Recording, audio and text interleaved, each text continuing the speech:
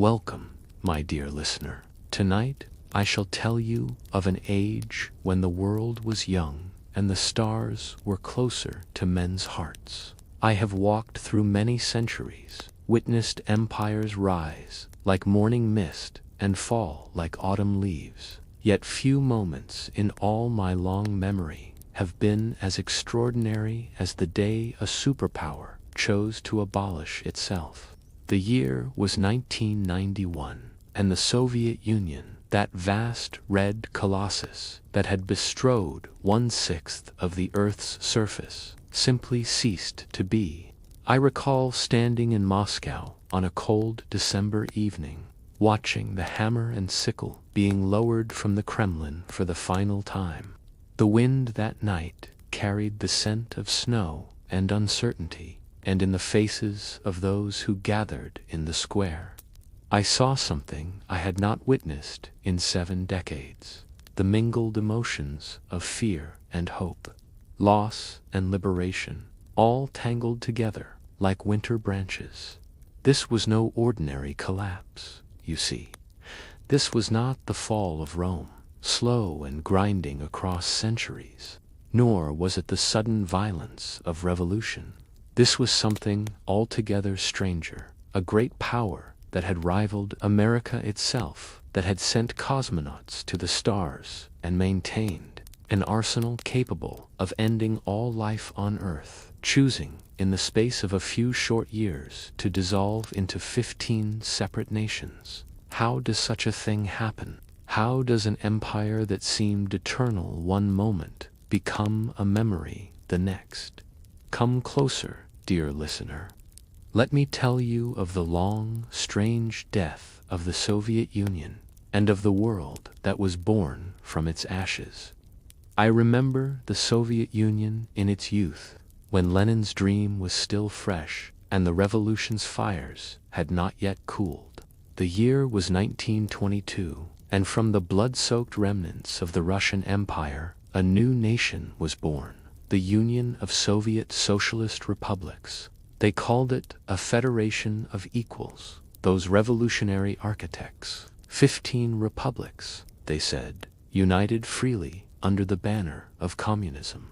The words were written so beautifully in their constitution, the right of each republic to govern itself, even the right to leave the Union if it so chose. But these were merely words on parchment, you understand. The true power flowed through a single channel, the Communist Party, centralized in Moscow, where every decision was made, every life directed. I watched as they transformed that sprawling agrarian empire into something new. The 5-year plans began in 1930, and oh, the ambition of it all. Factories rose from empty fields like steel flowers. Peasants became workers. Ancient rhythms of harvest and season gave way to the relentless tick of production quotas and industrial targets. By the time the Second World War ended, the Soviet Union stood as one of only 2 true superpowers on Earth. I recall walking through the ruins of Berlin in 1945, seeing Soviet and American soldiers meeting at the Elbe River, each representing a different vision of humanity's future. The Cold War, they would call it, that long, frozen confrontation between 2 incompatible dreams. Yet even in those days of triumph, when Soviet tanks had crushed Hitler's armies and the red flag flew over the Reichstag, the seeds of decline were already taking root. You could not see them then, of course. The tree appeared strong, its branches spreading wide, but beneath the soil, in the darkness where roots intertwine, something was beginning to rot. The Soviet economy, you see, was built upon a fundamental paradox. It had achieved extraordinary things, transforming a backward nation into an industrial giant in a single generation. But the very system that had enabled this transformation contained within it the mechanism of its own destruction. I remember speaking with factory workers in Leningrad in the cold winter of 1963. "We pretend to work," one told me with a bitter smile, "and they pretend to pay us." It was meant as a joke, but there was truth in it, the kind of truth that cuts like a knife made of ice.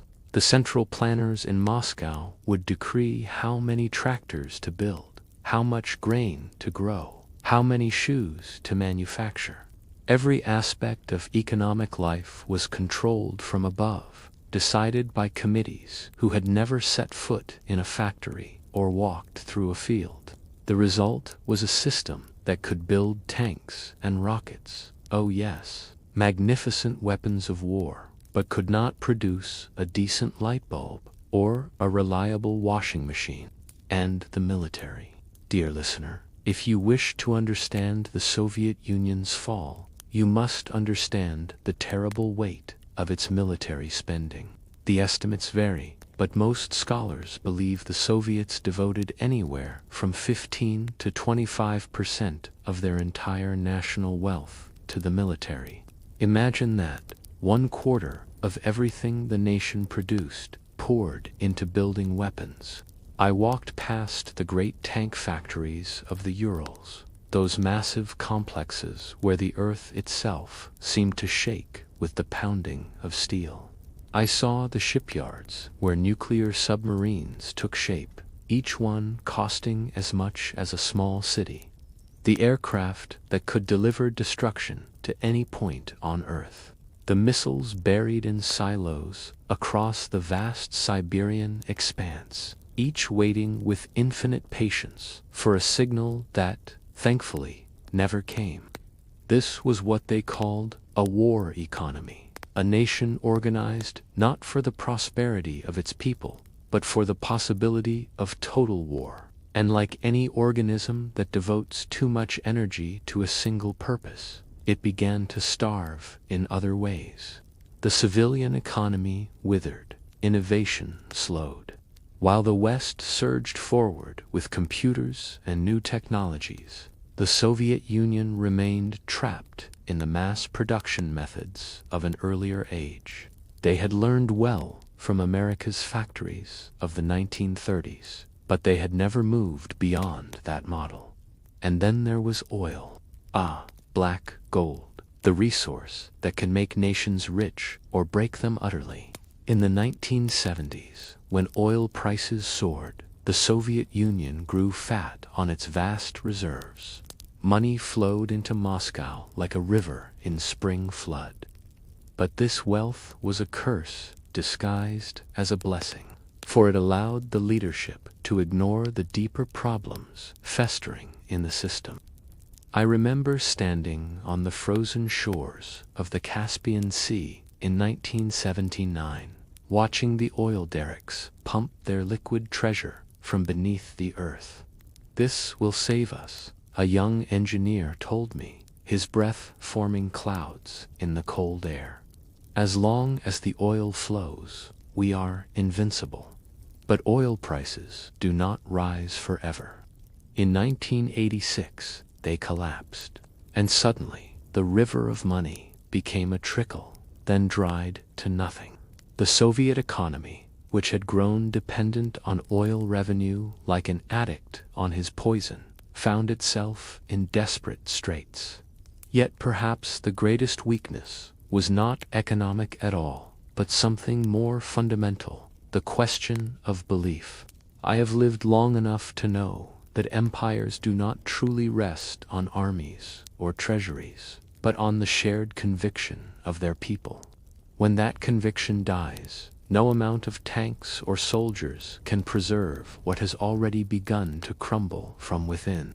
The Soviet system had been built on a promise that communism would create a workers' paradise, that scientific socialism would surpass capitalism, that the Soviet way would prove superior to the decadent West. For a time, many believed this promise. The revolution was young, the memory of Tsarist oppression fresh, and the achievements real enough to inspire hope. But by the time I walked through Moscow in the late 1970s, that belief had curdled into something else: cynicism, exhaustion, a kind of collective spiritual fatigue that no propaganda could cure. The joke I mentioned earlier, we pretend to work and they pretend to pay us, was merely one of thousands that circulated in those years. Dark humor, gallows, laughter, the way people cope when they cannot speak truth openly. Every joke was a small act of rebellion, a tiny crack in the wall of official ideology and the leadership. Ah, dear listener, here was perhaps the most visible sign of decay. The Politburo, that supreme council of power, had become what observers called a gerontocracy, a government of old men. I watched Leonid Brezhnev in his final years, that general secretary who had ruled since 1964. Once robust and commanding, he had become a shell, barely able to read his speeches, his mind clouded by illness and age. His hands trembled as he pinned medals on his own chest. He had developed an almost comical obsession with decorating himself with honors, as if the weight of metal could somehow verify achievements that were slipping away. When Brezhnev finally died in 1982, he was replaced by Yuri Andropov, the former head of the KGB. But Andropov was already dying, his kidneys failing, unable to even attend most Politburo meetings. He lasted barely a year. Then came Konstantin Chernenko, 72 years old, and so infirm he could scarcely speak. I was present at Andropov's funeral, watching as Chernenko struggled to deliver his eulogy. His words barely audible, his body swaying with the effort. It was like watching a corpse animate itself through sheer force of institutional momentum. He too died within a year. 3 leaders in 3 years, each one more decrepit than the last. The symbolism was almost too perfect. The physical collapse of these men seemed to mirror the decay of the entire political edifice they represented. The Soviet Union in these years reminded me of those great trees I have seen in ancient forests, the ones that appear solid from the outside but are hollow within, their heartwood long since rotted away. They may stand for years, decades even, appearing as strong as ever, but when the wind finally comes, they fall with shocking suddenness, and everyone wonders why they did not see it coming. The wind, dear listener, was already beginning to blow, and its name was change. March of 1985 dawned cold and gray over Moscow, as Russian springs so often do. But something new was stirring in the ancient halls of the Kremlin. For the first time in decades, a younger man had taken the reins of power. Mikhail Sergeyevich Gorbachev was 54 years old, practically a youth by the standards of Soviet leadership. I remember seeing him for the first time, addressing the Politburo with an energy that had been absent for years. His eyes were sharp, his mind quick, and unlike his predecessors, he seemed to actually see the world around him, rather than the ideological phantoms that had mesmerized earlier generations. But make no mistake, dear listener, Gorbachev was no revolutionary seeking to destroy the system. Quite the opposite. He was a true believer in communism, a Leninist to his core, convinced that the Soviet Union could be saved if only it could be reformed. He loved the country he led, loved the ideals it claimed to represent, and believed with all his heart that he could rescue it from the decay that had set in. History, I have learned, is full of such tragic ironies. The man who set out to save the Soviet Union would become the man who presided over its dissolution. I watched as Gorbachev launched his grand experiment in reform. He was attempting something that had never been successfully done before, transforming 3 fundamental aspects of Soviet society simultaneously: the economy, the political system, and the very nature of the empire itself. The first pillar of his reform was called perestroika restructuring. The Soviet economy, he recognized, was moribund. It could produce tanks, but not consumer goods, quantity, but not quality, stagnation disguised as stability. Gorbachev's vision was to introduce elements of market economics into the rigid, planned system, to create some hybrid that combined the best of capitalism and socialism. I remember speaking with economists in Moscow who were tasked with implementing these reforms. The confusion in their eyes told me everything I needed to know. How do you introduce competition into a system designed to eliminate it? How do you create incentives when the entire structure is built on centralized control? It was like asking someone to teach a fish to breathe air while keeping it underwater. The reforms were timid, cautious, half-hearted, permission for small private businesses, slight relaxation of state control. But these modest changes merely revealed the depth of the problem without solving it.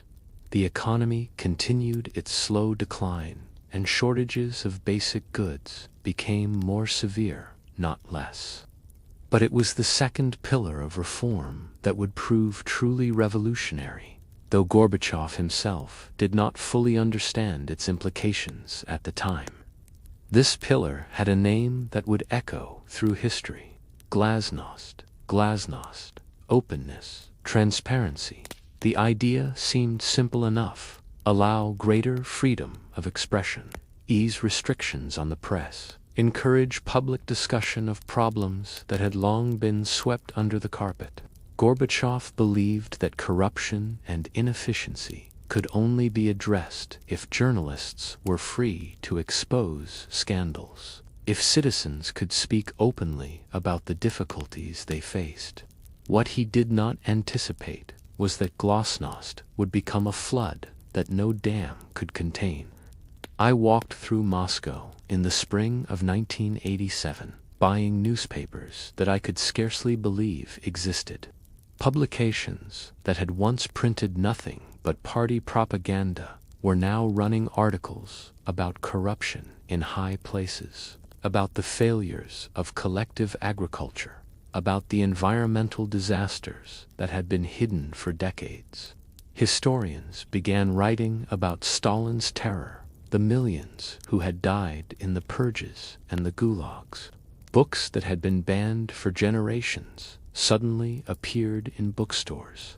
People spoke openly in cafes and parks about things that would have sent them to Siberia just years before. It was an intellectual renaissance, a spring thaw after a long, brutal winter. But every revelation, every exposed secret, every truth that came to light served to undermine the foundation upon which the entire Soviet system rested. For you see, dear listener, the Soviet Union had been built on lies. Not small lies, but enormous, structural falsehoods that held up the entire edifice of power. The lie that the party was infallible. The lie that socialism was succeeding.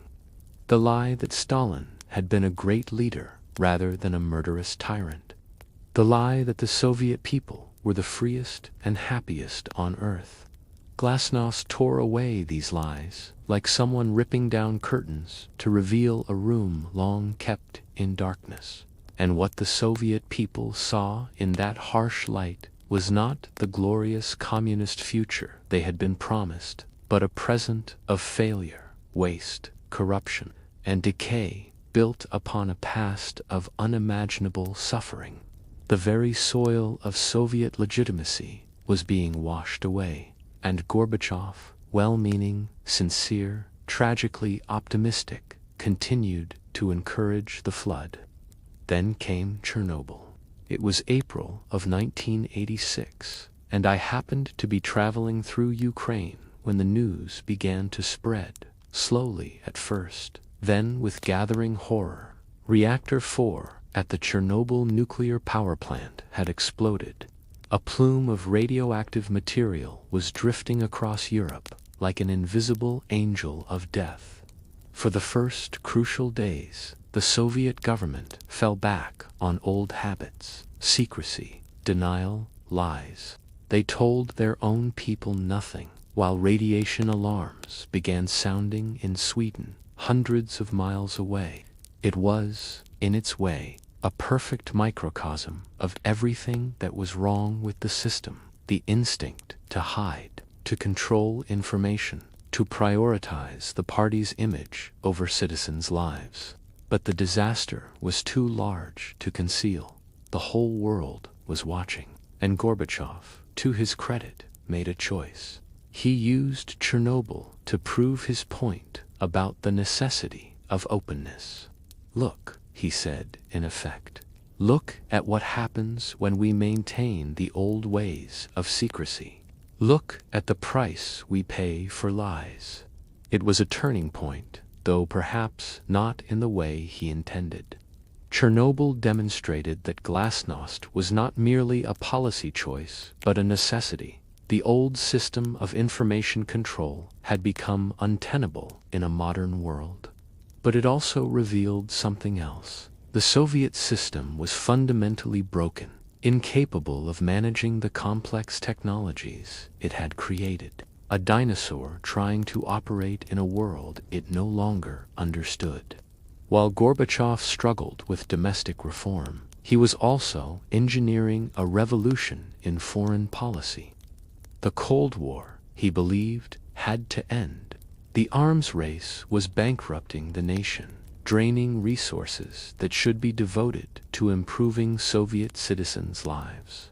I stood in Geneva in November of 1985, watching Gorbachev meet with Ronald Reagan for the first time. The contrast could not have been starker: the young Soviet reformer and the elderly American conservative, each representing worlds that had opposed each other for 4 decades. Yet, I saw something unexpected in their meetings: a genuine dialogue, a willingness to find common ground. Gorbachev proposed dramatic reductions in nuclear weapons. He withdrew Soviet troops from Afghanistan, ending a brutal occupation that had drained blood and treasure for nearly a decade. He cut support for revolutionary movements around the world.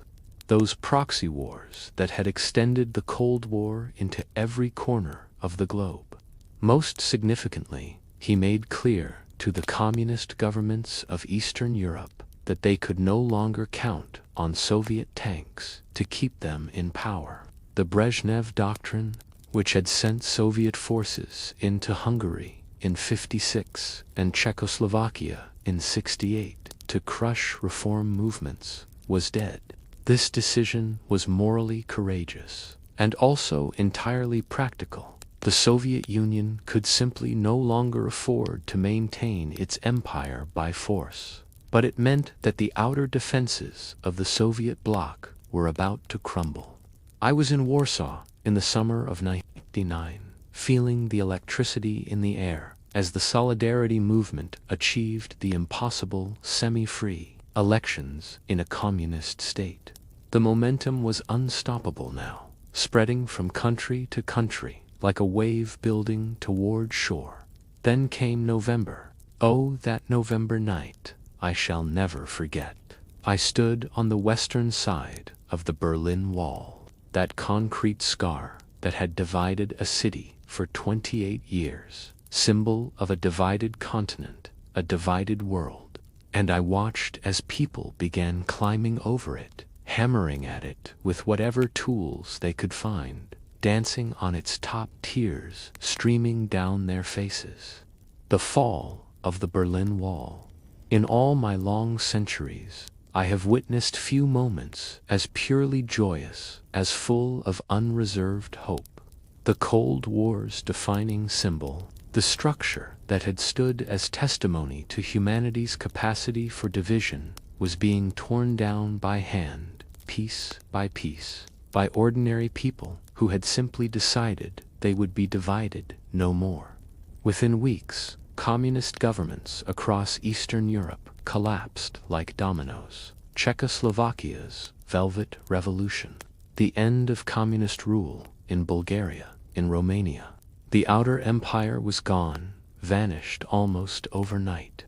And in Moscow, Gorbachev watched this unfold with mixed feelings. He had made it possible, yes. He had chosen not to intervene, and that choice took real courage. But he must have known, watching those dominoes fall, that the wave would not stop at the Soviet Union's borders. Forces had been unleashed that he could no longer control. The genie, as they say, was out of the bottle, and it would not go back in. Chapter 3. The center cannot hold. The year 1990 dawned on a Soviet Union that was rapidly coming apart at the seams. If 1989 had been the year the outer empire fell, 1990 and 91 would be the years the center itself disintegrated.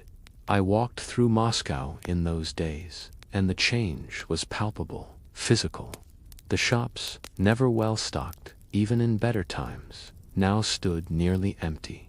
Lines stretched around blocks for the most basic necessities: bread, soap, meat, medicine. The centralized economy, already inefficient, was now in complete collapse. I remember an old woman I met outside a grocery store, her hands trembling with cold as she waited in a line that had not moved in hours. "I fought in the Great Patriotic War," she told me, using the Russian term for World War II. "I survived the siege of Leningrad. I ate sawdust and wallpaper paste to stay alive. And now, in peacetime, in our great socialist paradise, I cannot buy a loaf of bread." The bitterness in her voice was not unique.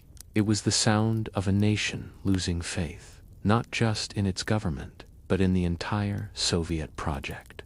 The Communist Party, which had governed with absolute authority for 70 years, was hemorrhaging legitimacy.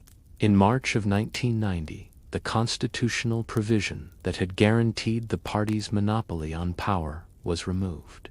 Think of that, dear listener. The foundation of Soviet rule, the legal basis for one-party dictatorship, simply erased. Party membership was plummeting. Those who remained were divided, confused, unsure of what they even stood for anymore. Officials who had once strutted with unquestioned authority now found themselves the targets of public rage.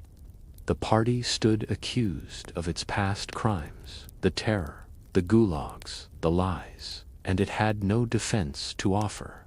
Into this vacuum of authority stepped powerful nationalist movements. Glasnost had not merely freed people to discuss economic problems or historical truths. It had unleashed something far more explosive: the long-suppressed desire of the Soviet Union's constituent republics to be free. The Baltic states, Estonia, Latvia, Lithuania, led the way, as they had in so many things. These three small nations had only been incorporated into the Soviet Union in 1940, following the Nazi-Soviet Pact's cynical division of Eastern Europe. They had never accepted Soviet rule as legitimate, and now, sensing weakness at the center, they pushed for independence. I walked through Vilnius in January of 1991, witnessing scenes that still chill my blood. Soviet troops and tanks surrounding the television tower. The sounds of gunfire. Civilians lying dead in the streets, killed for the crime of wanting their country back. Yet even this brutality could not stop the momentum toward independence. If anything, it strengthened the resolve of those seeking freedom. Blood had been shed, martyrs created, and martyrs, as any student of history knows, are the seeds from which revolutions grow. But the force that would ultimately doom the Soviet Union did not come from the Baltic states, or even from the other restive republics. It came from within Russia itself, and it had a name: Boris Yeltsin. I first encountered Yeltsin in the late 1980s, when he was a rising star in the Soviet hierarchy before falling afoul of Gorbachev and being demoted. He was nothing like the cultured, sophisticated Gorbachev. Yeltsin was a blunt instrument, a former construction boss who spoke in the rough language of the working class, and seemed to genuinely connect with ordinary Russians in a way the more refined Gorbachev never could.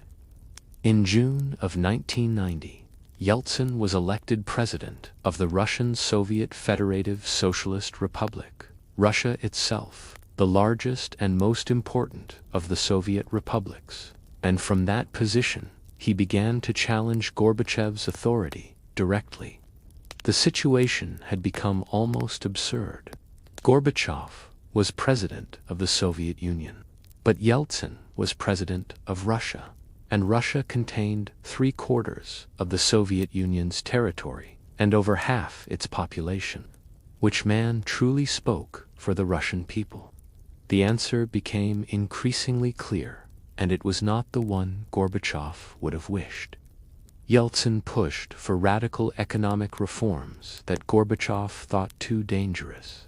He declared Russia's laws supreme over Soviet laws.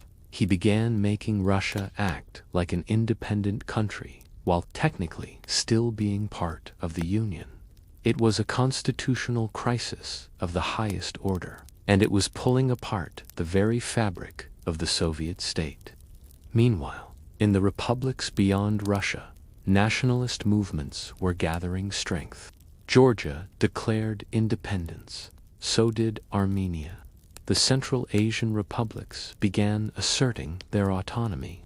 And most critically, Ukraine, the second-largest republic, the breadbasket of the Union, essential to any vision of a viable Soviet state, was moving toward independence as well. Gorbachev tried desperately to hold things together. He proposed a new Union treaty that would give the republics more autonomy while preserving some form of federal structure. But it was too little, too late. The centrifugal forces he had unleashed with glasnost and perestroika were now beyond any one man's ability to control. I remember walking through the Kremlin's grounds in the summer of 1991, feeling the tension in the air like the pressure before a thunderstorm. Everyone sensed that something was coming, some final crisis that would determine the fate of the Soviet Union. And indeed, the storm was gathering in the highest circles of power, among the hardliners who had watched in horror as Gorbachev's reforms unraveled their world. A conspiracy was forming. They would act, they decided, to save the Soviet Union by force. They would reverse the reforms, restore order, bring back the old certainties. They would launch a coup. Chapter 4, August Thunder. August 18th, 1991. I was in Moscow when the word began to spread through the streets like ripples across a pond. Something was happening, something wrong. Mikhail Gorbachev was not in Moscow. He was vacationing at his dacha in the Crimea on the shores of the Black Sea, resting before what was to be the signing of the new Union Treaty. That treaty, which would have fundamentally restructured the Soviet Union, was scheduled to be signed in just 2 days. But as Gorbachev enjoyed what he thought was a peaceful holiday, a group of conspirators was moving against him. The coup plotters included some of the most powerful figures in the Soviet government: the Minister of Defense, the head of the KGB, the Minister of Internal Affairs, the Prime Minister himself. These were not fringe figures or radical extremists. These were men at the very apex of Soviet power, and they were terrified of what Gorbachev's reforms were bringing. On the morning of August 19th, Soviet television broadcast a startling announcement. Gorbachev was ill and could no longer perform his duties. A state committee on the state of emergency had assumed power. Tanks were rolling through Moscow's streets. A state of emergency was declared. I stood on Manus Square that morning, watching those tanks rumble past, their treads clattering on the pavement, and I felt as if I had been transported back in time. This was the Soviet Union I remembered from darker days, the show of military force, the declaration of emergency powers, the silencing of opposition. The coup plotters, it seemed, intended to turn back the clock, to restore the Soviet Union to what it had been before Gorbachev's reforms began to tear it apart. But they had made a fatal miscalculation. They had not understood how much the Soviet Union had already changed. Boris Yeltsin, holed up in the White House, the Russian Parliament building, emerged to rally resistance. I witnessed one of the most iconic moments of those dramatic days. Yeltsin climbing atop a tank that had been sent to surround the parliament, defying the coup plotters, calling on Soviet citizens to resist this illegal seizure of power. "Citizens of Russia," he proclaimed, his voice carrying across the square, "we are dealing with a right-wing, reactionary, unconstitutional coup. These are state criminals who have trampled on all the laws of the state." The courage of that moment still moves me. Here was a man who, by any rational calculation, should have been immediately arrested, probably shot.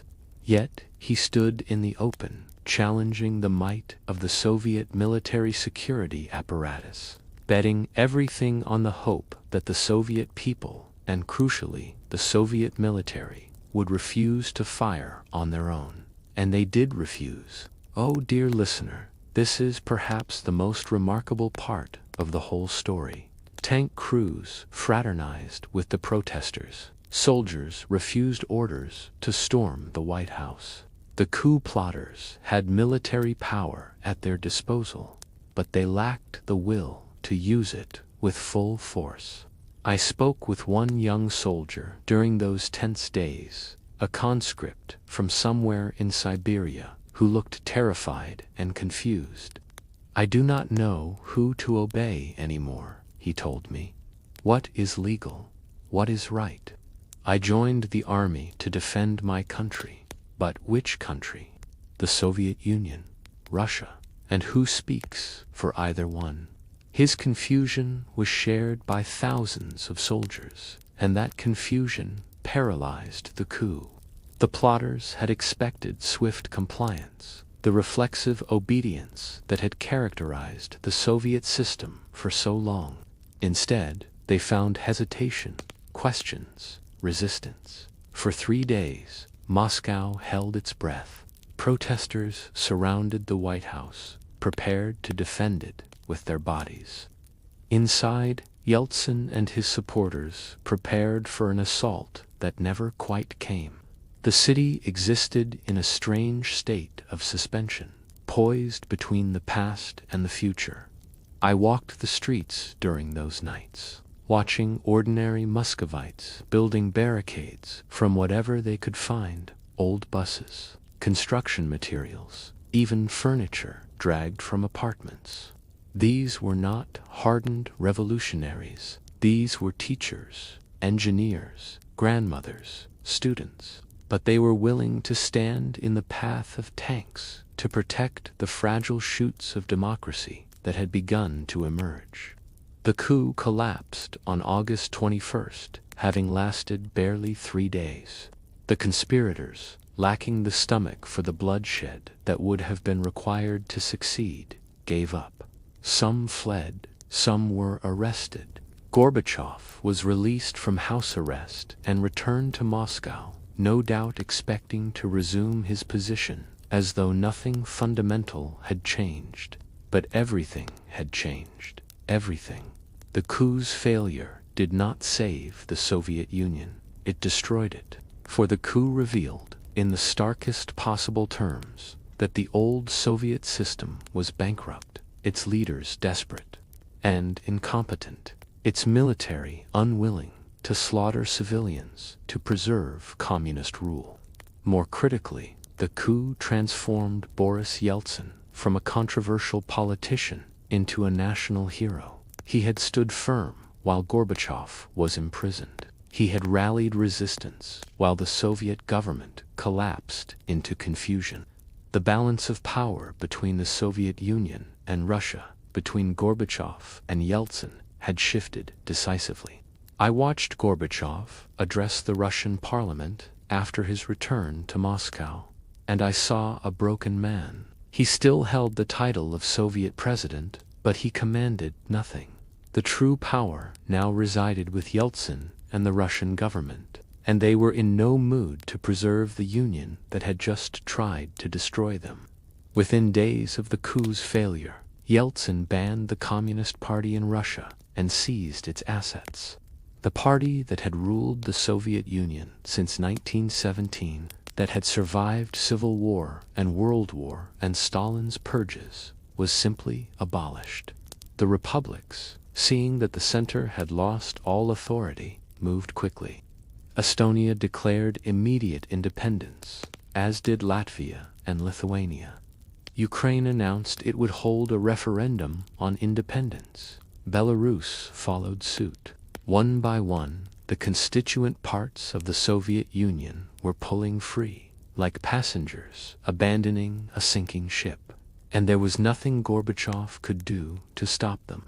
The structures of Soviet power, the party, the military, the KGB, had either been discredited by the coup or were unwilling to act in defense of a system they no longer believed in. The Soviet Union was dying, and its death would be remarkably swift. Chapter 5. The Dissolution. December of 1991 was bitterly cold in Moscow. I have known many Russian winters, but that one seemed to carry a particular chill. As if the very air understood it was witnessing the end of an era. On December 1st, Ukraine held its referendum on independence. The result was overwhelming. More than 90% of voters chose to leave the Soviet Union. Ukraine, with its 52 million people, its vast agricultural lands, its industrial capacity, was gone. And with Ukraine's departure, any hope of preserving even a shadow of the old Union evaporated. For you see, dear listener, Russia and Ukraine together had formed the historical core of the Soviet state. The very term Soviet originated in Russia. Ukraine had been, along with Russia and Belarus, one of the founding members of the USSR back in 1922. Without Ukraine, the Soviet Union was not merely diminished, it was rendered meaningless. On December 8th, the presidents of Russia, Ukraine, and Belarus, Yeltsin, Leonid Kravchuk, and Stanislav Shushkevich, met in a hunting lodge in the Belovezha forest in Belarus. What transpired in that meeting would change the world. I was not present in the lodge itself, of course, but I have spoken with those who were there, and I have read the documents they signed that day. The three presidents declared, simply and without ceremony, that the Soviet Union no longer existed.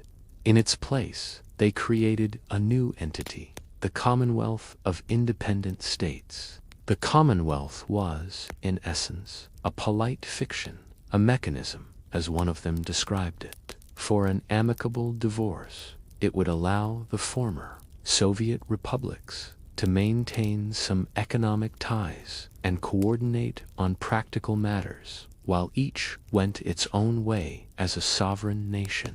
8 other republics would join the Commonwealth later that month at a meeting in Almaty. The Baltic states and Georgia chose to remain outside it entirely. Think of the audacity of that moment. 3 men meeting in a forest, signing away a superpower. No war, no invasion, no external force compelled this decision. The Soviet Union was being abolished by mutual agreement of its own constituent parts. Mikhail Gorbachev, still nominally president of the Soviet Union, was informed of this decision by telephone. I can only imagine his feelings as he heard the news. 6.5 years earlier. He had taken power, determined to reform and revitalize the Soviet Union. Now he presided over nothing. A president without a country, his life's work reduced to ashes. Yet there was still one final act to perform. On December 25th, Christmas Day, though that meant little in officially atheist Moscow, Gorbachev appeared on television to deliver his resignation speech. I watched it, sitting in a small Moscow apartment, with a Russian family who had invited me in from the cold. The tiny television screen flickered, and there was Gorbachev, looking older than his 60 years, his face etched with exhaustion and loss.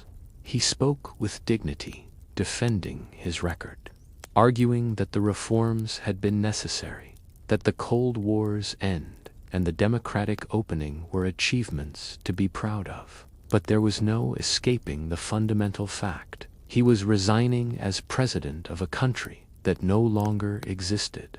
After his speech ended, the camera cut away to show the Kremlin, and there, slowly descending the flagpole, was the red banner of the Soviet Union, the hammer and sickle that had flown over 1/6 of the Earth's surface for nearly 70 years.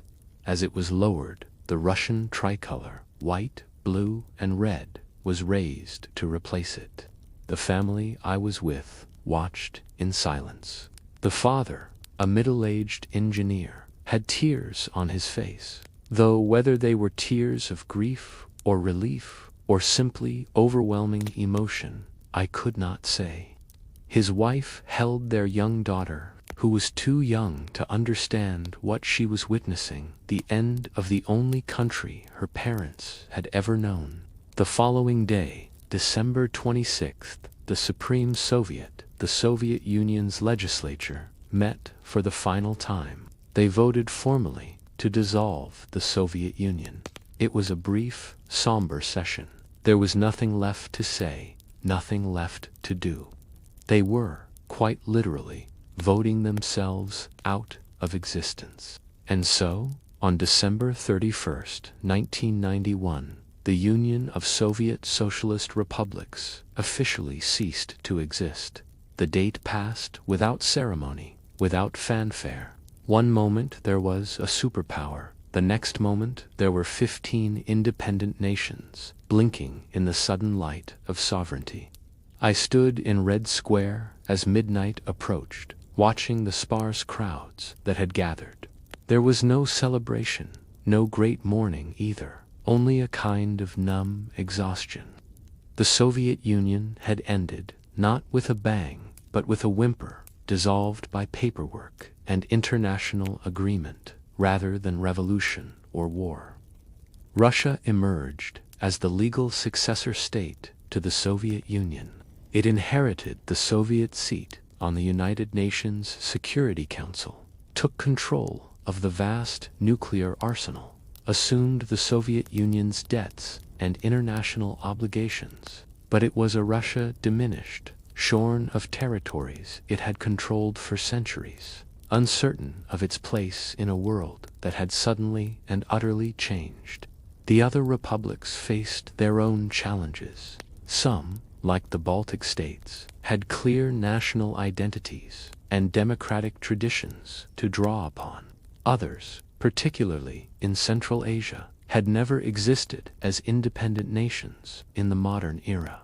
They would have to invent themselves, forge new identities, create institutions from nothing. And everywhere, stretching across 11 time zones, there were 25 million Russians who suddenly found themselves living in foreign countries. Families divided by new borders, loyalties torn. Russians who had thought of themselves as citizens of a great empire, now reduced to minorities, sometimes unwelcome ones, in the new nations that had emerged from the Soviet collapse. I traveled extensively through the former Soviet territories in the months that followed, witnessing the aftermath of this unprecedented dissolution. What I saw varied enormously from place to place, but everywhere there was a mixture of hope and fear, liberation and loss. Chapter 6: The Morning After. The immediate aftermath of the Soviet collapse was, in many ways, more chaotic than the collapse itself. It is one thing to tear down a system, quite another to build something new in its place. In Russia, Boris Yeltsin embarked on what was called shock therapy, a rapid transition from socialist central planning to market capitalism. The theory was that a swift, complete transformation would be less painful in the long run than a gradual transition, like ripping off a bandage, they said, rather than slowly peeling it away. I watched as this theory collided with reality, and the collision was devastating. The Soviet economy had been inefficient, yes, wasteful and corrupt, but it had also provided certain guarantees: employment, housing, free healthcare, subsidized food, and transportation. Suddenly, all of these safety nets were being cut away. State-owned enterprises were privatized, often in ways that seemed designed to benefit the few at the expense of the many.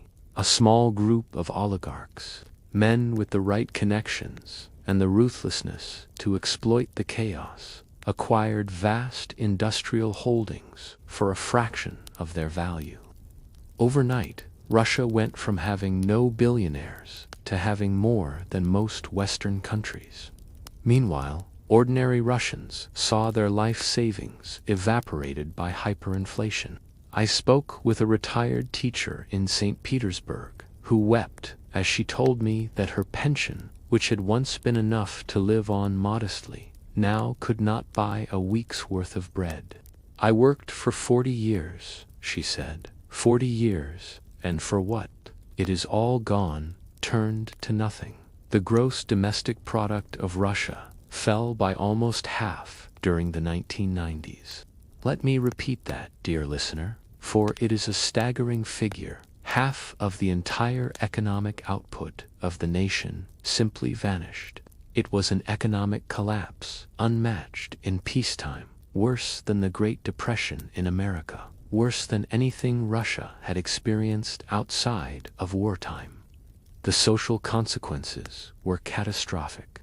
Crime rates soared as desperate people turned to illegal means of survival. Corruption became endemic at every level of society. You could not get a doctor's appointment, a building permit, or a telephone line installed without paying a bribe. The Russian mafia, which had existed in the shadows during Soviet times, emerged into the open, controlling whole sectors of the economy. Drug use and alcoholism reached epidemic levels. The mortality rate climbed while birth rates plummeted, resulting in a demographic catastrophe. Life expectancy for Russian men fell to levels not seen since the Stalin era. I attended too many funerals in those years, burying people who should have had decades left to live, victims of despair as much as disease. I remember walking through Moscow in 1998 during the financial crisis that nearly destroyed what remained of the Russian economy.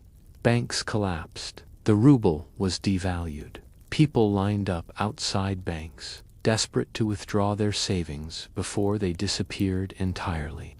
It was like watching the apocalyptic scenes from the early 1990s, except this time there was no longer even the pretense that things were getting better.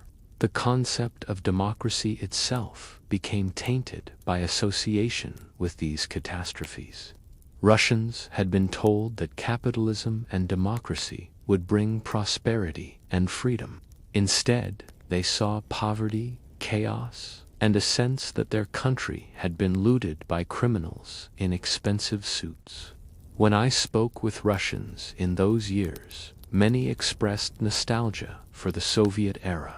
Not because they had truly loved the Soviet system, most had not, but because at least then there had been order, stability, a sense that they understood how the world worked.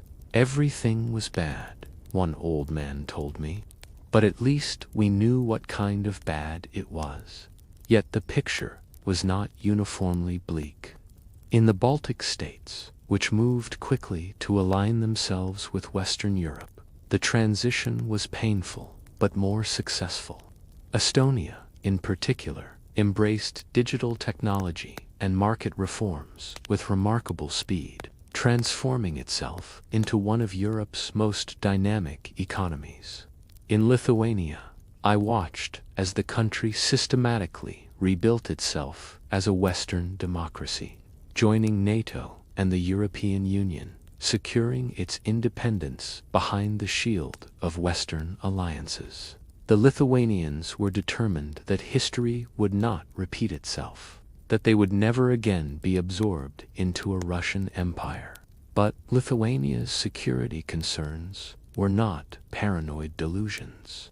The newly independent states had reason to worry about their large neighbor to the east. In Russia, the humiliation of the 1990s created a deep wound in the national psyche.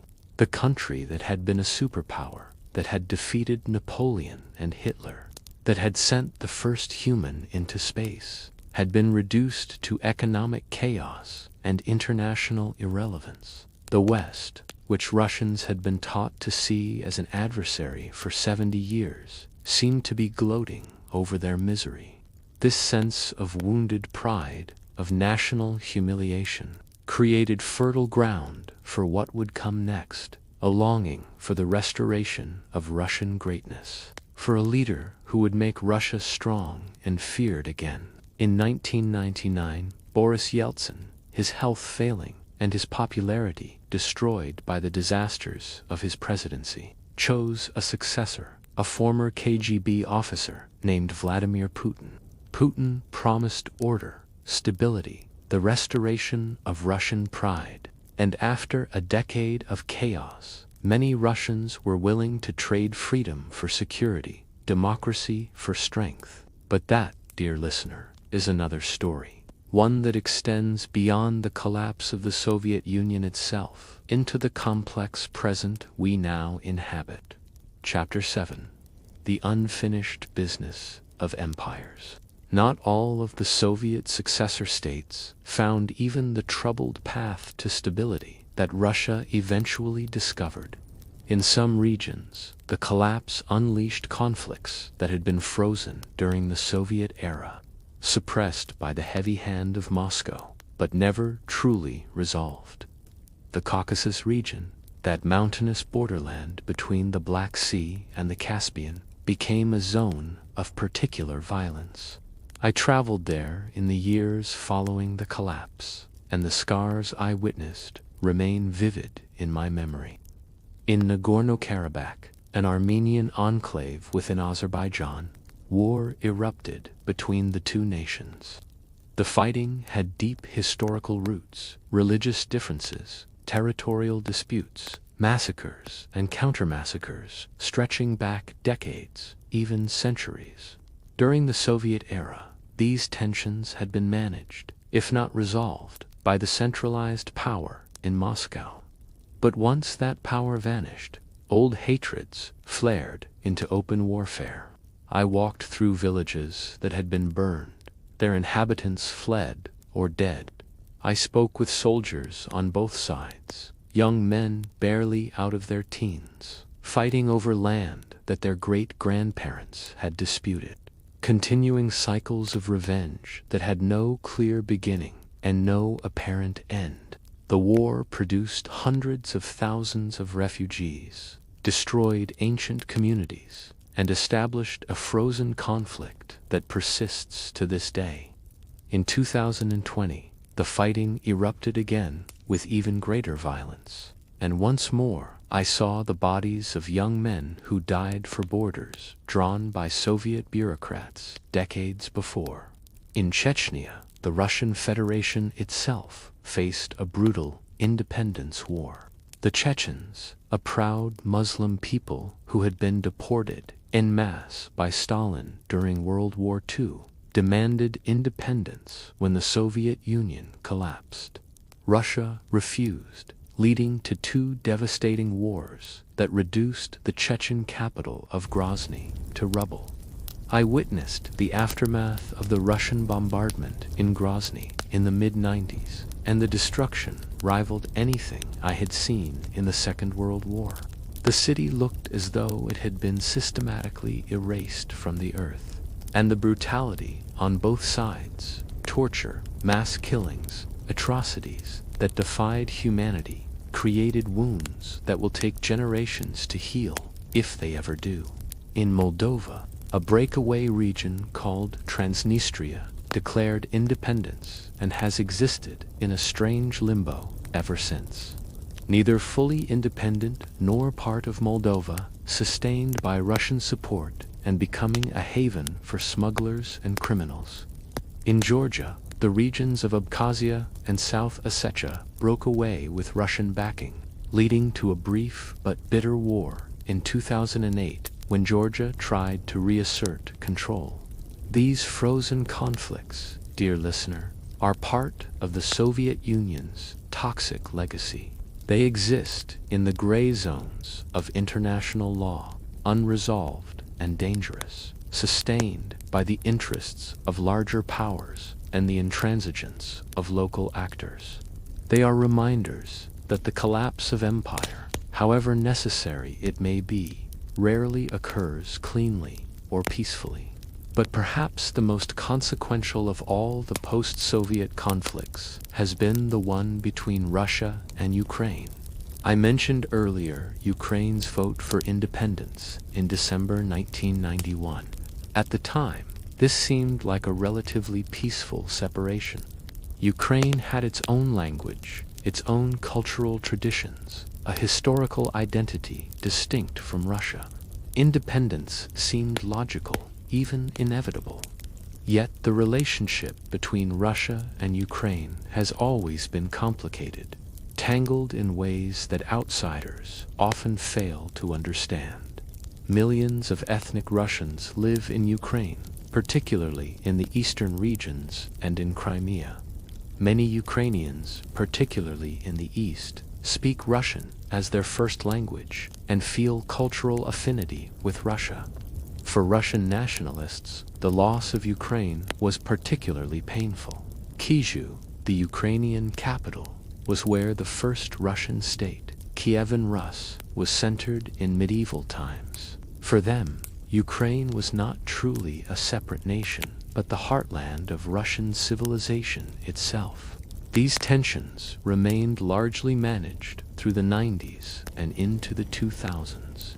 Ukraine pursued a balancing act, maintaining ties with Russia while gradually moving toward closer relations with Europe. But in 2014, this uneasy equilibrium shattered.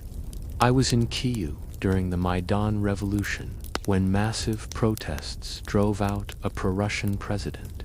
The city pulsed with revolutionary energy, with hope that Ukraine could finally break free of Russian influence and align itself with the democratic West.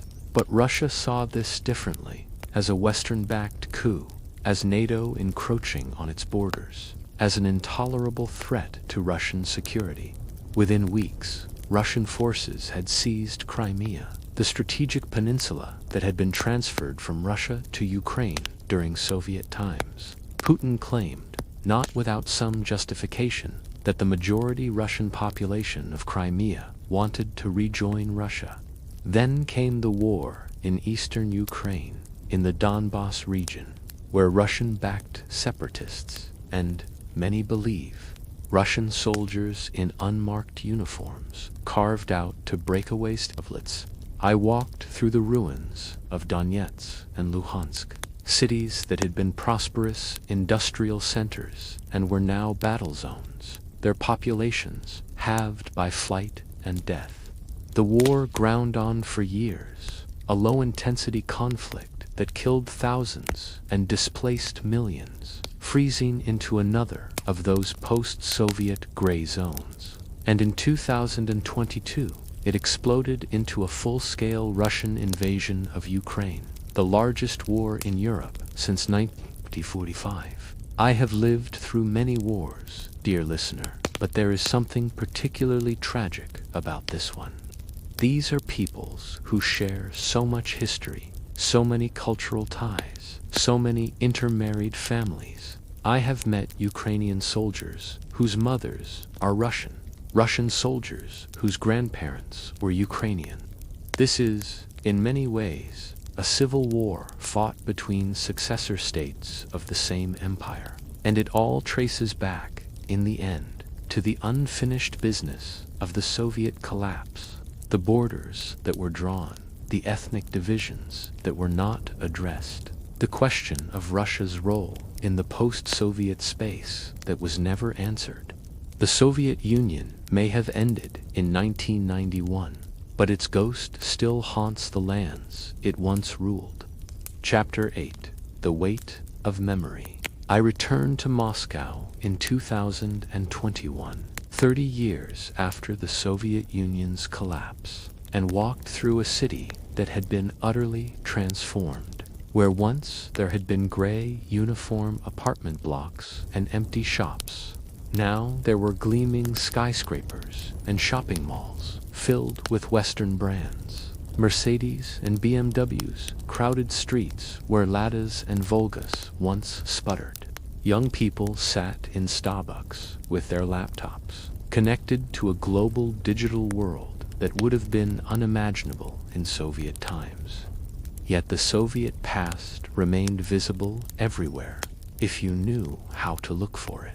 The architecture of the Stalin era still dominated the city center. Lenin still lay in his mausoleum in Red Square, though the lines to see his preserved corpse had dwindled to a trickle. The red stars still adorned the Kremlin towers, Soviet symbols repurposed for a post-Soviet state. And in the minds and hearts of Russians, the Soviet legacy remained complex, contradictory, unresolved. I spoke with many Russians during that visit, people of different ages and backgrounds, and the story each told about the Soviet collapse depended greatly on who they were and what they had experienced. For older Russians, those who had lived their entire adult lives under the Soviet system, there was often nostalgia tinged with bitterness. They remembered the stability, the predictability, the sense of being part of a great power. Yes, there had been shortages and restrictions, and the ever-present fear of the KGB, but there had also been full employment, affordable housing, free education, and health care. Their pensions had had value. Their savings had meant something. We were told capitalism would bring us prosperity, one elderly woman told me. Instead, it brought us poverty and chaos. They stole everything and called it privatization. For middle-aged Russians, those who had come of age during the collapse, the emotions were more complex. Many had welcomed the freedoms that came with the end of Soviet rule, freedom to travel, to start businesses, to speak openly, to read what they wished. They had been excited by the possibilities of a new Russia, but they had also lived through the brutal 1990s, had seen their country humiliated and their standard of living collapse. They had watched oligarchs loot the nation while ordinary people struggled to survive. The promise of democracy and prosperity had been betrayed, they felt, and now they were willing to accept authoritarian leadership in exchange for stability and renewed national pride. "I love my freedom," a businessman told me over vodka in a Moscow restaurant, "but I love order more. Putin may not be a Democrat, but at least he made Russia strong again. At least we are not begging the West for loans anymore." For younger Russians, those born after the Soviet collapse, the USSR was ancient history, as remote as the Tsarist era. They had grown up in a capitalist Russia, connected to global culture through the internet. Many of them could not understand why anyone would be nostalgic for a failed communist state. Yet even they were shaped by the Soviet legacy in ways they often did not recognize. The education system, the cultural references, the way their parents and grandparents thought about the world. All of this carried forward Soviet patterns of thought and behavior, and across Russian society. There was one Soviet legacy that remained powerful: the memory of the Great Patriotic War, the Soviet Union's victory over Nazi Germany. This was the founding myth of post-Soviet Russia, the wellspring of national pride. Every year on Victory Day, May 9th, massive military parades marched through Red Square, and millions of Russians displayed ribbons and photographs of relatives who had fought. The message was clear: Russia had once been great, had saved the world from fascism, and would be great again. The humiliations of the 90s were aberrations, temporary setbacks. Russia was still a great power, or should be, and anyone who doubted this was either naive or hostile. Putin built his legitimacy on this foundation, restoring military strength, projecting power abroad, standing up to the West. The irony, of course, is that the Soviet Union had collapsed precisely because it devoted too many resources to military power at the expense of its civilian economy. But memory is selective, and Russians chose to remember Soviet military glory rather than Soviet economic failure. Chapter 9. The view from the West. The collapse of the Soviet Union was greeted in the West with surprise and triumph. The Cold War had been won. Democracy and capitalism had proven superior, and history itself, some proclaimed, had reached its endpoint. I spent time in Washington and London and Paris in the years following the collapse, and the mood was celebratory, even smug. Western leaders congratulated themselves on their victory. Some American conservatives argued that Ronald Reagan's military buildup had bankrupted the Soviets and forced their collapse. Others credited the superiority of free markets and democratic institutions. There was truth in these claims, but also considerable self-flattery. The Soviet Union had indeed been undermined by the arms race, had been exposed by the obvious superiority of Western consumer goods and living standards. The West had provided an alternative model that Soviet citizens found increasingly attractive. But, as I have tried to show you, dear listener, the collapse was primarily the result of internal contradictions and failures. The Soviet system could not create a modern, innovative economy.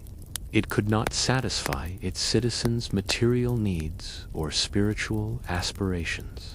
It could not maintain legitimacy once the lies on which it was built were exposed. The communists, in the end, defeated themselves.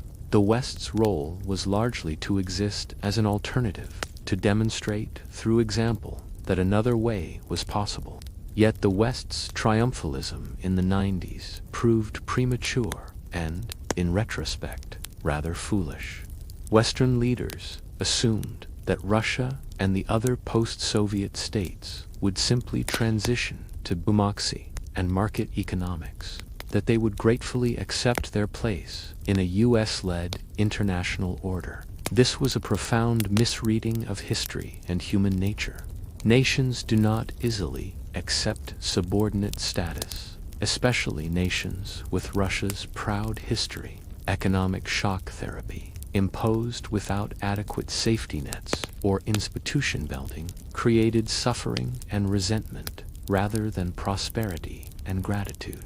The West, flush with victory, expanded NATO eastward, absorbing former Warsaw Pact countries and even former Soviet republics. From a Western perspective, this made sense. These nations wanted protection, wanted to join the democratic West, and had every right to make their own choices. But from a Russian perspective, this looked like the Western powers taking advantage of Russian weakness to push their military alliance right up to Russia's borders.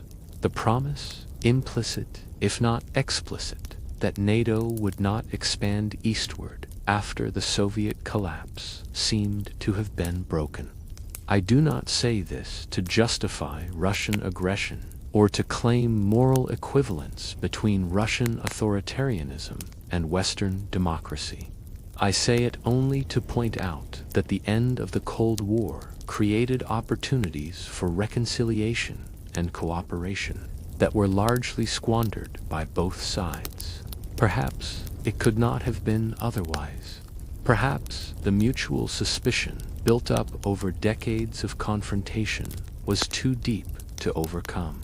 Perhaps the domestic political needs of both Russian and Western leaders made cooperation impossible. But I cannot help but wonder what might have been achieved if the West had offered Russia a genuine partnership. A Marshall Plan for the post-Soviet space, a path to integration rather than isolation. And I wonder whether Russia, for its part, might have chosen a different path if its democratic experiment had not been associated with economic catastrophe and national humiliation. These are questions without answers, roads not taken, the what-ifs that haunt every major historical turning point. Chapter 10. The Persistence of Infrastructure. There is another legacy of the Soviet Union that receives less attention but is perhaps even more fundamental than the political and psychological ones I have discussed. This is the physical infrastructure that the Soviets built, the roads, railways, pipelines, power grids, and communication networks that connected the vast Soviet space. I have traveled extensively through the former Soviet republics, and everywhere you go, you can see how the infrastructure was designed, with Moscow at its center. Railways run through Moscow rather than connecting the peripheral republics to each other. Oil and gas pipelines flow north through Russia rather than south or west to alternative markets. Even telephone and internet cables were routed through Russian territory. This was not accidental. It was designed to maintain Moscow's control, to ensure that all the republics remained dependent on the center. When the Soviet Union collapsed, this infrastructure remained, and it created a situation where the newly independent states found themselves still connected to Russia, still dependent on Russian transit routes, Russian energy supplies, Russian markets. I spoke with an economist in Kazakhstan who explained the dilemma with brutal clarity. We achieved political independence in 1991, but economic independence, that is much harder. Our oil must flow through Russian pipelines. Our goods must travel on Russian railways. Our workers send remittances home in rubles. We can declare ourselves sovereign, but the basic facts of geography and infrastructure keep us bound to Russia. This physical legacy has shaped the politics of the entire post-Soviet space. Every former Soviet republic must calculate how to maximize its economic benefits from Russia while minimizing its political obligations to Moscow. It is a delicate balancing act, and one that Russia has not hesitated to exploit. When Ukraine considered joining the European Union, Russia threatened to cut off gas supplies. When the Baltic states joined NATO, Russia responded with cyber attacks and military exercises on their borders. When Central Asian republics sought closer ties with China, Russia reminded them of their dependence on remittances from the millions of Central Asians working in Russia. The Soviet Union built an empire held together by infrastructure as much as by ideology or military force. And when the ideology collapsed and the military withdrew, the infrastructure remained, creating bonds of dependency that persist 30 years after independence. This is perhaps the clearest demonstration of how difficult it is to truly escape the legacy of empire.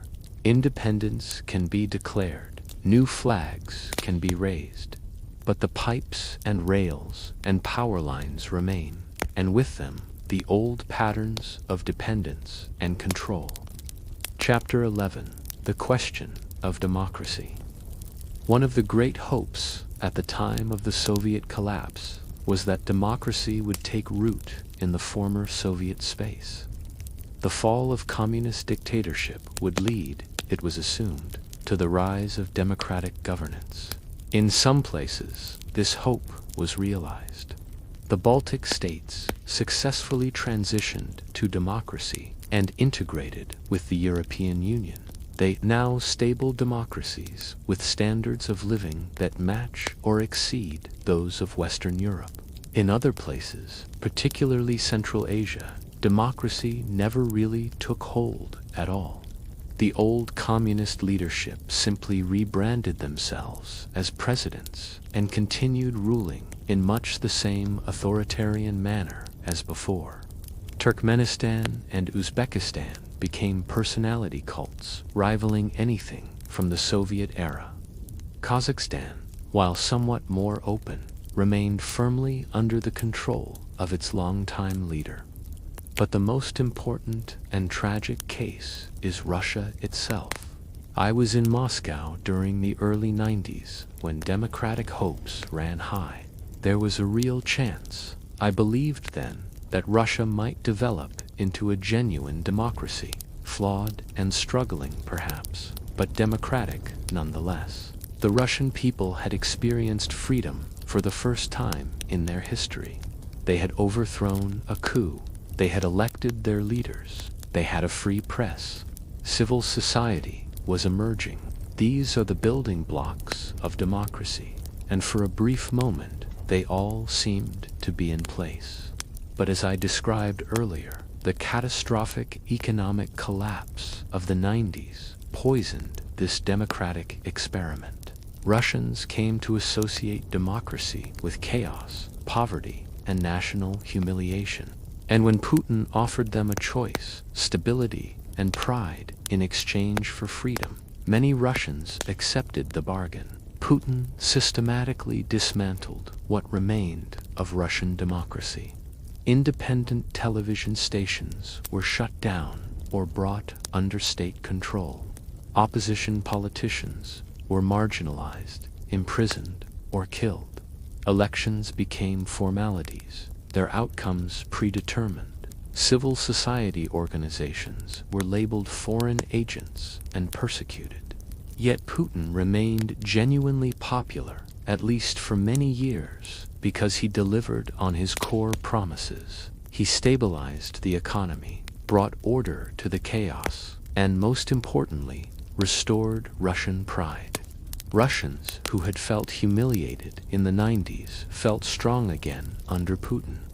This raises uncomfortable questions about democracy itself. Can democracy survive if it is associated with economic catastrophe? Can it take root in societies without democratic traditions? Does the mere holding of elections make a country democratic? Or do deeper cultural and institutional foundations need to be in place? I do not have simple answers to these questions. But I have learned that democracy is more fragile than we in the West sometimes assume. It requires not just institutions and procedures, but also a widespread belief in democratic values, a willingness to accept election losses, a commitment to truth and accountability. These things cannot be imposed from outside. They must grow organically from within a society. And if conditions are not right, if democracy becomes associated with suffering rather than prosperity, with weakness rather than strength, it can fail, and people will turn to other forms of governance. The failure of democracy in Russia has had consequences far beyond Russia's borders. It has emboldened authoritarians worldwide. demonstrated that the end of history was premature, and contributed to the erosion of democratic norms, even in established Western democracies. Chapter 12. The echo that remains 30 years have passed since the Soviet Union dissolved. Dear listener, an entire generation has grown up knowing the USSR only as history, a strange failed experiment from a different era. Yet the Soviet legacy persists in countless ways, some obvious, many subtle. It persists in the millions of people scattered across the former Soviet space who were shaped by Soviet education, Soviet culture, Soviet ways of thinking. These are not things that disappear when a government changes. They are embedded deeply in how people understand the world, what they expect from life, how they relate to authority and to each other. It persists in the conflicts that still simmer or occasionally flare into violence: Nagorno-Karabakh, Transnistria, Abkhazia, South Ossetia, Eastern Ukraine. These are the unhealed wounds of empire, the problems that the Soviet system suppressed but never resolved. It persists in the economic and political systems of the successor states, most of which remain some form of hybrid between Soviet-era structures and newer market institutions. True capitalism has taken root in some places, but in others, the economy remains dominated by state-controlled companies and oligarchs with ties to the old Soviet elite. It persists in the demographic catastrophe that continues to unfold across much of the former Soviet space. The chaos of the 90s triggered population declines that have not been reversed. Russia's population is shrinking and aging. Many smaller republics face even more severe demographic challenges. Most significantly, perhaps, it persists in the ongoing struggle to define Russia's relationship with its neighbors and with the West. Is Russia a European power that should integrate with Western institutions? Is it a unique civilization that must chart its own path? Is it an imperial power destined to dominate its near abroad? These questions remain unresolved, and until they are answered, the post-Soviet space will remain troubled and unstable. I am sometimes asked whether the collapse of the Soviet Union was inevitable. Could it have been reformed, preserved in some modified form, if different choices had been made? I do not believe so. The contradictions were too fundamental, the inefficiencies too deep, the loss of belief too complete. Gorbachev's reforms merely exposed problems that had been building for decades. Once glasnost revealed the truth about the Soviet system's failures and crimes, there was no way to restore the legitimacy needed to hold such a vast, diverse empire together. But I am also asked whether the collapse was, on balance, a good thing. And here, my answer is more complicated. For the millions who suffered under Soviet tyranny, who were imprisoned in gulags, who saw family members purged, who lived their entire lives in fear and privation, for them, the end of the Soviet system was unquestionably a liberation. For the nations that regained their independence, particularly the Baltic states and those in Eastern Europe, the collapse opened possibilities for prosperity and freedom that would have been impossible under continued Soviet rule. But for millions of others, particularly in Russia itself, the collapse brought suffering as severe as anything they had endured under communism. The economic catastrophe, the social breakdown, the loss of status and purpose and meaning, these were real and terrible costs. And then there are the conflicts, the wars that the Soviet collapse unleashed or enabled, the hundreds of thousands who have died in ethnic violence, civil wars, and interstate conflicts since 1991. Would they have died if the Soviet Union had somehow continued? Perhaps not. Or perhaps their deaths were merely delayed, and the conflicts would have erupted eventually, regardless. History deals in facts, not counterfactuals. The Soviet Union collapsed, and we must live with the consequences, both good and ill. Epilogue, the historian's reflection. I have told you now, dear listener, the story of how a superpower abolished itself, how an empire that seemed eternal proved as fragile as morning frost. As I look back across these 30 years, I am struck by how much has changed and how much remains the same. The Soviet Union is gone, vanished as completely as if it had been a dream. Yet its ghost walks through every one of the 15 successor states, shaping their politics, their economies, their conflicts, their very sense of who they are. I think often of the people I knew during those dramatic years. The protesters who faced down tanks in Moscow. The soldiers who refused to fire on their own people. The factory workers who watched their savings evaporate. The politicians who tried, with varying degrees of success and sincerity, to build something new from the ruins of the old.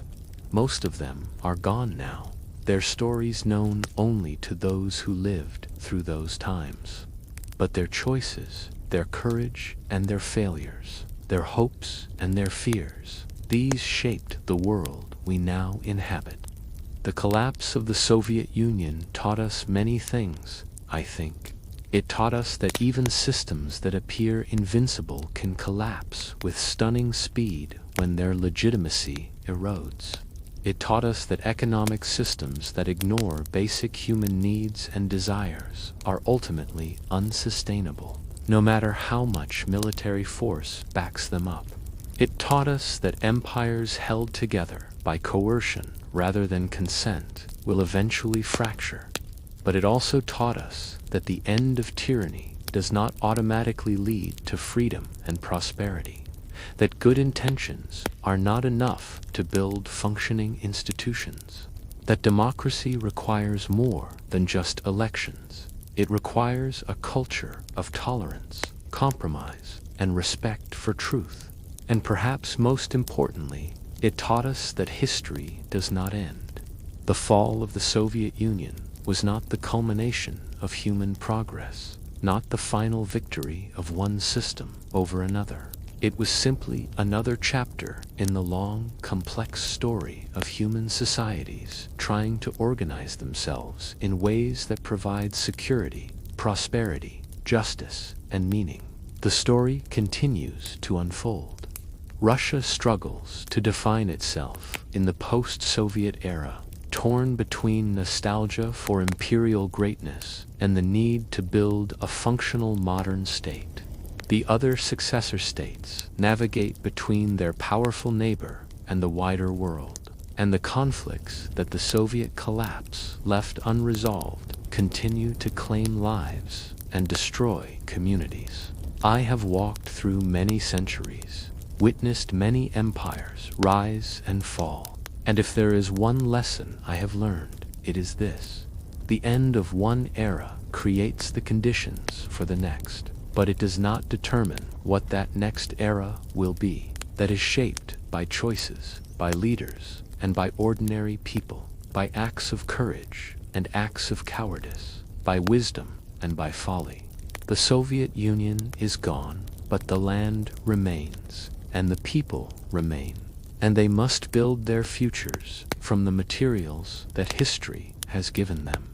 Some will succeed, some will fail, some will find freedom and prosperity, some will sink into authoritarianism and conflict, and I will watch, as I have always watched, as the great drama of human history continues to unfold in all its tragedy and its glory. And thus ends another memory from ages long past.